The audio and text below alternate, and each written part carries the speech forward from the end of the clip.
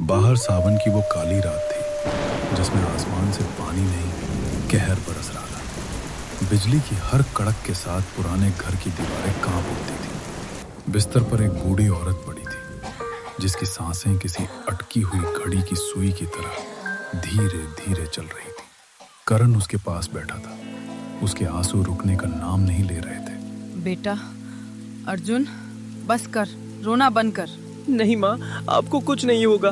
मैं अभी डॉक्टर को लेकर आता हूँ। अब वक्त आ गया है, मुझे छोड़ दे बेटा। मौत से कोई नहीं जीता। मैं आज नहीं तो कल मर ही जाऊंगी। तू खुद को मत थका। गांव के डॉक्टर खड़े थे। उन्होंने अंदर आकर माँ की नब्ज जांची, उनकी आंखों की पुतलियां देखी और फिर एक गहरी और उदास सांस ली। उन्होंने अर्जुन की ओर देखा। उनके चेहरे पर एक ऐसी खामोशी थी जो मौत से ज्यादा डरावनी थी। अर्जुन, मैं तुम्हें झूठी उम्मीद नहीं दे सकता। बीमारी जहर की तरह उनके पूरे खून में फैल चुकी है। विज्ञान के पास इसका कोई जवाब नहीं है। अब बस कुछ ही घंटों की बात है। डॉक्टर ने अपना बैग उठाया और उस तूफानी रात में वापस चले गए। अर्जुन वहीं पत्थर की मूरत बना खड़ा रहा। अर्जुन पागल सा हो गया था। वो अपनी माँ को खोना नहीं चाहता था। तभी उसे गांव के अघोरी बाबा की याद आई, जो गांव के शमशान के पास एक पुरानी गुफा में रहते थे।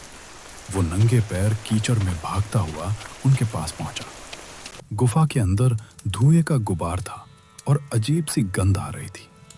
बाबा आग के सामने बैठे कोई मंत्र पढ़ रहे थे। बाबा, डॉक्टर ने जवाब दे दिया है। मेरी माँ मरने वाली है। लोग कहते हैं आप मौत को भी टाल सकते हैं। कृपया मेरी मदद कीजिए। मौत को टालना आसान नहीं है बालक। इसके लिए प्रकृति के नियमों को तोड़ना पड़ता है। क्या तू इसके लिए तैयार है? मैं कुछ भी करूंगा बाबा, बस मेरी माँ की जान बचा लीजिए। तो सुन, यहाँ से दूर एक घना जंगल है जिसे कलवन कहते हैं। उस जंगल के केंद्र में कलवन की एक प्राचीन मूर्ति है। वो मूर्ति साधारण पत्थर नहीं है, वो एक शक्ति है। वो तेरी मुराद पूरी कर सकती है, लेकिन एक शर्त है। कलवन कभी मुफ्त में काम नहीं करता। वो तेरी इच्छा पूरी करेगा, पर उसके बदले में वो कुछ मांगेगा। अगर तू देने को तैयार है तो जा। अर्जुन उस घने जंगल में पहुंच गया। जंगल इतना घना था कि जमीन पर एक सूखी पत्ती के गिरने की आवाज भी धमाके जैसी लग रही थी। हर तरफ अजीब से पेड़ थे जो इंसानी कंकालों की तरह मुड़े हुए थे। हवा में एक भारीपन था। चलते चलते वो उस जगह पहुंचा जहां कलवन की मूर्ति थी, काले पत्थर की बनी हुई। तुम यहाँ अपनी माँ के प्राण मांगने आए हो बालक? मूर्ति हिली नहीं, लेकिन जंगल की हवा में एक भारी भारी आवाज गूंजी। करण के घुटने कांपने लगे। हाँ, मेरी माँ को ठीक कर दो कलवन। जो चाहो वो ले लो। ठीक है, तेरी माँ के शरीर से बीमारी अभी इसी वक्त निकल जाएगी, लेकिन तुझे मेरे लिए एक काम करना होगा। जंगल के और गहरे हिस्से में एक हजारों साल पुराना पेड़ है। उस पेड़ की जड़ों में एक काला पत्थर है।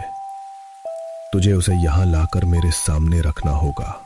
सावधान, जब तू उस पेड़ के पास जाएगा और पत्थर उठाएगा तो वहां से यहां तक आने में तेरे मुंह से कोई आवाज नहीं निकलनी चाहिए, चाहे जो हो जाए।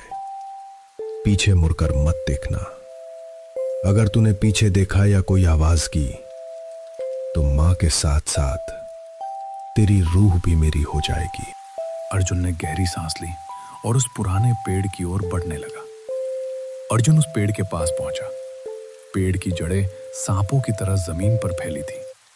उसने मिट्टी खोदी और वो काला पत्थर बाहर निकाला। जैसे ही पत्थर उसके हाथ में आया, जंगल का माहौल बदल गया।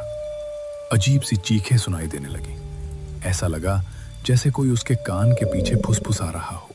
अर्जुन, रुक जा, देख मैं यहाँ हूँ। उसे अपनी माँ की आवाज सुनाई दी। उसका मन हुआ कि पीछे मुड़कर देखे, लेकिन उसे कलवन की शर्त याद थी। वो चुपचाप चलता रहा। उसके पीछे भारी कदमों की आहट आने लगी। कोई तेज दौड़ रहा था, जैसे कोई जानवर उसका पीछा कर रहा हो।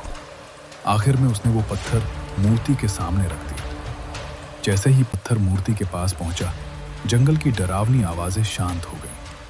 अर्जुन बिना कुछ कहे वापस अपने घर की ओर भागा।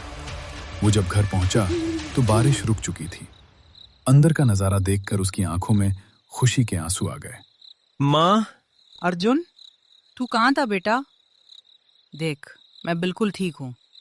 मुझे लग रहा है जैसे मैं फिर से जवान हो गई हूँ। माँ बिस्तर पर बैठी थी। उनका चेहरा गुलाब की तरह दमक रहा था। डॉक्टर की कही बातें जैसे कोई बुरा सपना थी। रात के खाने के बाद अर्जुन सोने के लिए अपने कमरे में गया।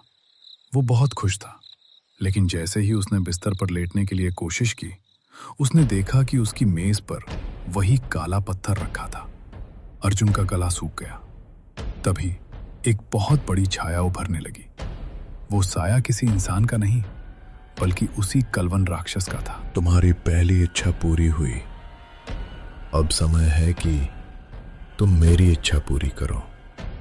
मैंने मां की बीमारी तो ले ली, लेकिन अब उस बीमारी के बदले मुझे एक जिंदा जिस्म चाहिए, और वो जिस्म तुम्हारा है।